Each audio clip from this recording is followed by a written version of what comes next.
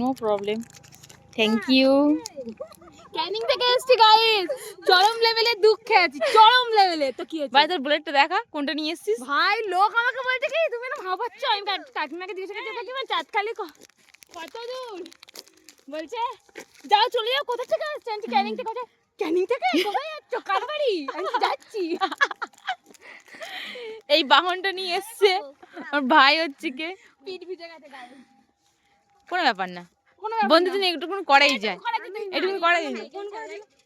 আমি তো ওকে বলে দিয়েছি ও গাড়ি নিয়ে আসে, তখন ফোন না গাড়ি এটা রাখছি, ঠিক আছে? আমি ধরে ভালো লাগে না। আমার বোন এখন সাইকেল চালাবে, নে কতদিন পর? না স্টার্ট।